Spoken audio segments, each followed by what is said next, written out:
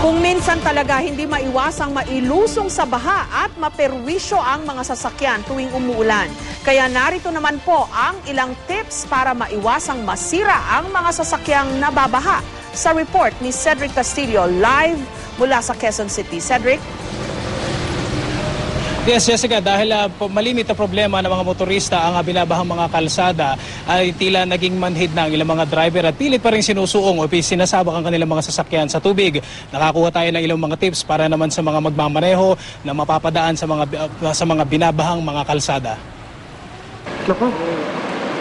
Nag-alas submarine ang ilang sasakyan sa paglusong sa baha sa may Viluna kaninang madaling araw.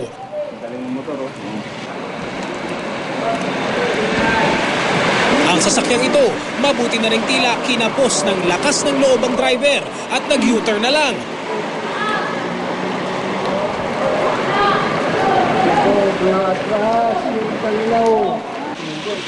Di tulad ng driver ng SUV na ito na marahil ay nag-akalang malulusutan ng baha.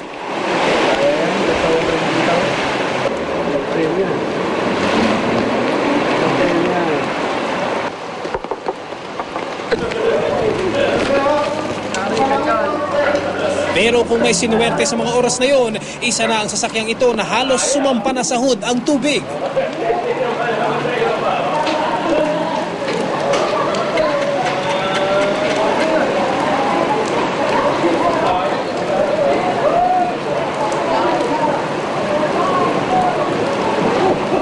At matapos ang makapigil hiningang eksena, nakuha ng driver sa tiyaga ang lahat.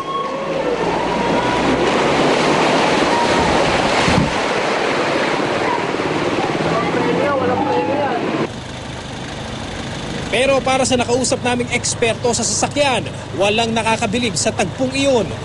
Hindi man daw tumirik ang sasakyan, posible namang magkatama ang loob nito. Dapat nga hindi na niya pinersang lusubin pa eh. Kasi oras na inabot yung air cleaner niya nun, pasok na agad sa makina yun. Hihinto na lang yun. Air cleaner.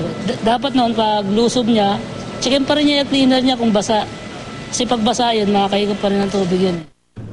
Isa sa mga kritikal na parte ng sasakyan kapag napapasabak sa baha ang air cleaner nito. Kapag hindi lamang hangin kundi pati tubig ang nahigop nito, papasok daw ito dire-diretso sa kaloob-looban ng makina. Para naman sa mas modelong sasakyan, sakit ng ulo pati na rin ng bulsa kapag inabot ng baha ang computer box. Patayin mo lang lahat. Mas maganda nga, tanggalin mo yung battery para hindi mag-ano dun sa computer box eh. Kasi oras na nabasa yung computer box, sira talaga yun. Talaga masisira siya. Magkano magiging gastos mo nun? Eh, ang computer box na yun, nasa 25, nga ganun. Kung hindi naman lalampas sa kalahati ng gulong ang taas ng baha, wala naman daw dapat ipangamba ang mga motorista. Meron lang ilang tips na dapat tandaan para masigurong hindi titirik ang sasakyan. Patayin ang aircon para mas malakas ang hatak ng makina. Alalay lang sa manibela at huwag nang bibitiw sa silinyador. Kapag na-traffic naman, bombahin lang ng bombahin ang gas habang naka-neutral. At syempre, huwag magpanik. Pero kung ibang level na talaga ang tubig at sadyang wala ng lusot, huwag na raw isugal ang kapalaran ng inyong sasakyan. Ang magandang gawin mo, huwag mo na panda rin, patay mo na yung makina. Huwag mo nang persahin siya ilusob para safe yung makina. Kasi pag pinatay mo naman yun, pwede mo na ma-drain yung langis nun. Jessica, bukod sa traffic aids at enforcers, sabi ng MMDA ay round the clock na rin daw na nakadeploy ngayon ang mga flood control personnel para umasiste sa publiko. Tiniyak din naman ng MMDA na may sapat daw ng mga signage para magbigay ng babala sa mga motorista sa mga flood-prone areas. Jessica? Okay, Cedric, pero kagabi pa natin nire-report o kahapon pa natin nire-report na yung bahaging yan ng Viluna abay parang dagat at meron ng taxing lumutang at isang SUV na lumutang din, no, na hindi na nakaalis doon yung taxi, bukas pa yung headlight niya. Eh tapos ngayon, meron pa rin mga nagtangkang tumawid talaga. Alam mo, Jessica, yung kapansin-pansin dyan kanina madaling araw nga, no, sumugod pa rin yung mga sasakyan, pero may mga traffic enforcer na nakaposte na doon sa area yon. Sila na mismo yung nagbibigay ng babala doon sa mga tao para wag nang tumuloy. Merong mga sumunod, meron din ang mga nagpupumilit, and sadly, yung mga merong at least one nga doon sa mga nagpumilit na yon, yun na nga, medyo nag-stack up yung kanyang sasakyan at nasira nga yung makina ng kanyang SUV. At sinasabi ng MMDA ay patuloy pa rin nila chinecheck kung ano ba talaga yung cause ng pagbabara o pagbabaha dito sa may Viluna.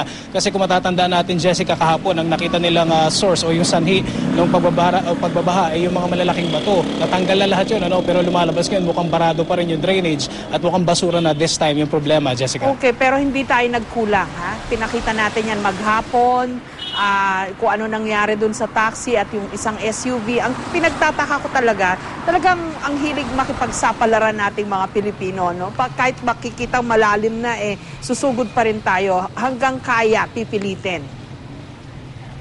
Lalong-lalo na siguro, Jessica, kapag meron kang nakikitang kumakansaw sa'yo, lalo sa paligid, meron mga nag-cheer sa'yo na ituloy mo lang, kaya mo yan. Pero again, ang sinasabi nga ng MMDA at paulit-ulit din nating payo, lalong-lalo na dito sa may Viluna. This time, Jessica, kung makikita natin, medyo nag-subside na yung tubig sa ngayon. Hindi natin alam kung uulan pa mamaya. Kung sakasakaling bumaha dito at saka sa ibang bahagi pa rin ng Metro Manila, ay pakitansya na lang para doon sa mga motorista. Kung talagang sa tingin nila, medyo alangan, pwede namang mag-U-turn, especially ngayong gabi, maluwag naman ang traffic, Jessica. Okay, at siguro pag sinabihan ka ng wag nang tumawid, no? Dahil meron naman hindi man nagkulang ng mga mag-i-inform sa'yo, no? May mga traffic enforcer na nandoon Pag sinabing wag nang tumawid, wag na sanang tumawid. Maraming salamat. Alam mo, Jessica, isang maganda... Yes, okay, Cedric. Okay, Jessica, isang magandang reminder dun sa mga motorista natin, sabi ng mga mekaniko, 50% ng resale value ng iyong sasakyan ang automatic na mawawala kapag namatay ito o tumiri ka sa baha, Jessica. Ayun, baka yun ang magbibigay ng takot at pag-aalangan sa ating mga kababayan na gustong-gustong makipagsapalaran sa baha. Pagka inabot ng tubig yung makina ng iyong sasakyan, automatic 50% kaltas dun sa presyo nito. Maraming salamat, Cedric Castillo.